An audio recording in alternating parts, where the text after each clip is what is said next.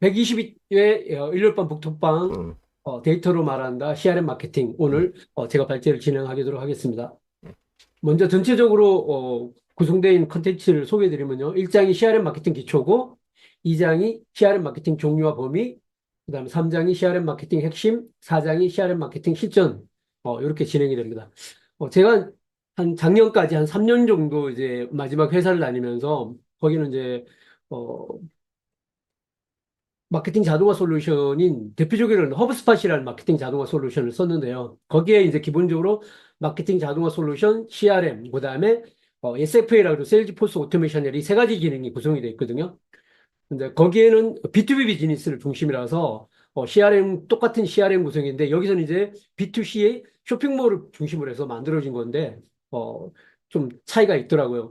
하지만 제대로 이렇게 CRM 개념을 가지고 쇼핑몰에 적용한 그런 거를 한번 처음부터 끝까지 살펴볼 수 있어가지고 상당히 크게 많이 도움이 된 그런 책입니다. 그러면 먼저 1장부터 소개를 드리겠습니다. 1장 CRM 기초 부분이고요. 뭐, 쭉 내용을 보면은 디지털 시장의 변화, 그 다음에 왜 CRM이 시작됐는지에 대한 부분, 그 다음에 CRM 마케팅 필요성, 실무 범위, 그 다음에 CRM 마케팅 해야 되는 시점, 뭐, 그 다음에 선행해야 될 네 가지 작업, 이렇게 이야기가, 내용이 구성되어 있습니다. 사실 이제 마케팅 자동화나 이런 CRM을 우리가 이야기하는 부분들은 이제 이 자동화라는 이야기를 가지고 사실 기존에 많이 이야기를 했어요. 이 자동화는 뭐 수작업을 하거나 아니면 사람들이 이제 반복 작업을 하는 거를 소프트웨어적으로 이용해서 자동화시키는 게 목적인 그런 거를 이제 자동화로 많이 이야기를 하는데 사실 이제 본질은 여기 CRM이라고 생각을 하거든요. 결국은 고객의 구매 여정별로 또 고객의 세그멘트별로 개인화된 메시지를 가지고 고객과 소통하는 거. 이게 사실 이제 본질이라고 볼 수 있는 것 같아요. 그러면 이러한 상황이 왜 생겼냐라는 부분에서 크게 이제 한 가지를 이야기를 하고 있는 부분들이 결국 소비자들이 핵심이 소비자들이 스마트한 구매 여정의 변화가 바로 핵심이라고 이야기를 하고 있습니다.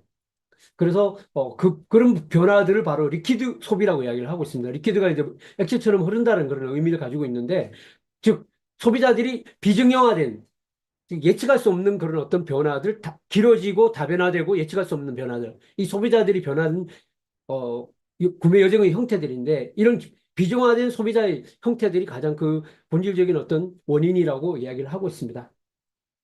그래서 이런 소비자의 트렌드는 보통 이제 브랜드 로열티가 낮고 제품 유행 주기도 짧아진다라고 그렇게 이야기를 하고 있습니다. 그래서 브랜드와 소비자의 관계에 큰 변화가 생겼다고 이야기를 하고 있습니다. 그래서 소비자들이 뭐 정보가 하도 넘치다 보니까 브랜드 제품을 구매한 고객에 대한 리뷰나 아니면 이런 정보를 얻고 그리고 그런 걸 통해서 소비자 스스로가 판단하고 결정할 수 있는 그런 환경으로 바뀌었다는 것들이 가장 큰 변화라고 이야기를 하고 있고요.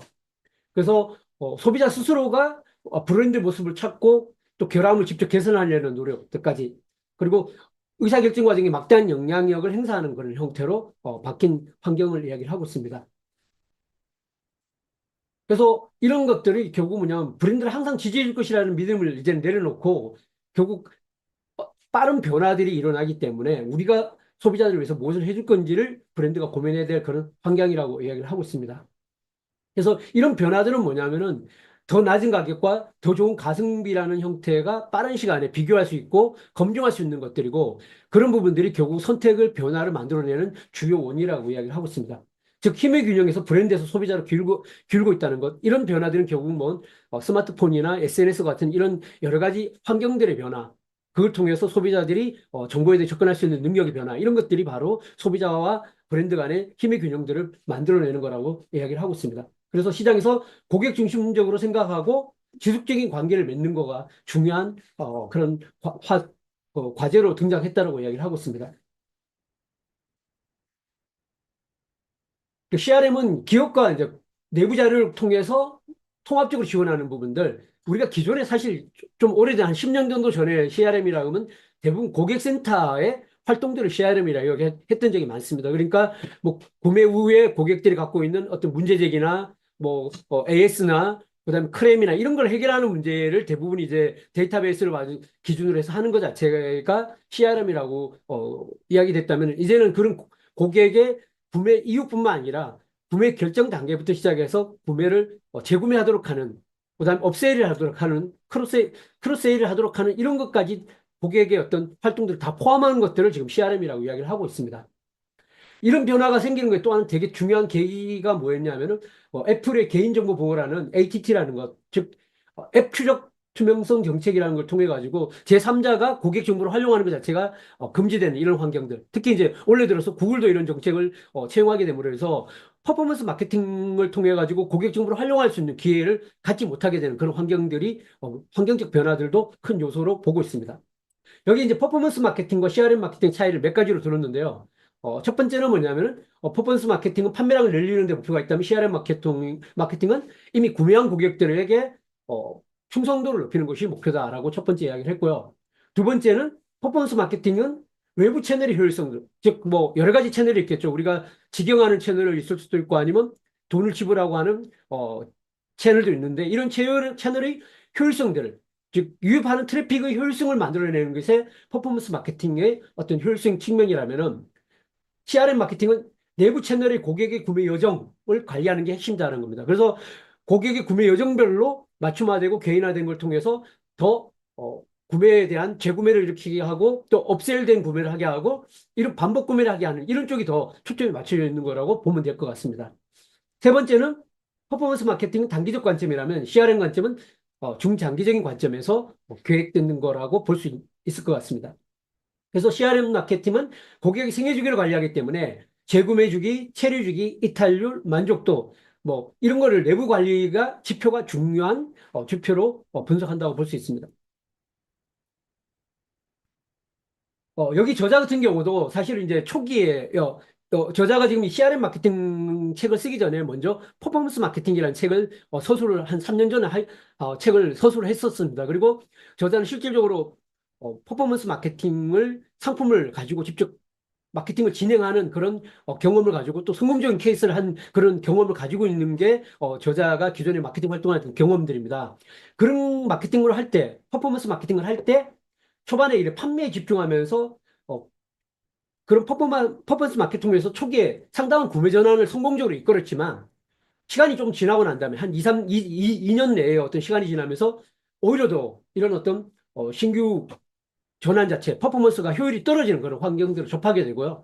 그러면서 그런 원인을 찾는 과정에서 이렇게 유입이 곧 매출이 아니라 결국 고객의 구매 전환의 전 단계의 풀 퍼널이라고 그러죠. 단계에서 마케팅을 전개해야 되겠다는 이런 관점으로 전환되는 계기를 마련하게 됩니다. 그래서 초기에 구매 전환 광고에만 초반에 매출이 상승하면서 보였지만 결국은 어, 제한된 고객들로부터 계속 똑같은 광고를 노출하다 보면 광고 효율성이 떨어지게 되는 거고, 그러므로 인해서 신규 고객 유입 자체가 유입률이 떨어지게 되는 거죠. 그러면서 결국 매출이 정체기를 맞게 되는 그런 경험을 저자도 직접 하게 된 겁니다. 그래서 이런 퍼포먼스 마케팅이 고객 획득을 위한 마케팅에 초점해서 그다음에 고객 유지라는 관점을 더 집중해야 된다는 그런 관점 자체가 변화를 생기게 된 겁니다. 그래서 다시 한번 여기서 이제 예를 들지만 높은 예산을 가지고 광고를 집행했음에도 불구하고 어느 시점부터는 광고 효율이 꺾이면서 더 이상 과거와 같은 그런 구매 전환율이 보이지 않는 겁니다. 유입뿐만 아니라 전환율까지도 떨어지는 그런 형태를 경험하게 됐습니다. 이러한 원인은 뭐 경쟁 환경도 있지만 무엇보다도 신규 고객 확보, 유입에만 초점을 맞추다 보니까 비용은 증가했는데 효율이 떨어지는 그런 상황을 퍼포먼스 마케팅을 통해서 저자가 실질적으로 경험한 그런 경험을 가지고 토대가 있었습니다. 그래서 중요한 초점을 뭐냐면 고객 획득만큼 유지나 이런 측면에서 마케팅 전략이 필요하다는 거에 대한 거를 절실히 깨닫게 되었습니다. 예, 이런 계기에 이제 카페24를 도입을 했었는데 카페24에서 제공하는 걸 통해서 그나마 이런 데이터들을 효과적으로 관리할 수 있는 계기가 되었다고 합니다. 그래서 PC뿐만 모바일에 대한 거를 고객이 다양한 구매 행위들을 분석하게 됐고 그런 부분을 통해서 온사이트 마케팅에 대한 것들을 파악하게 됐다는 겁니다. 온사이트 마케팅이라는 고객이 처음 우리가 제공하는 트래픽, 그죠?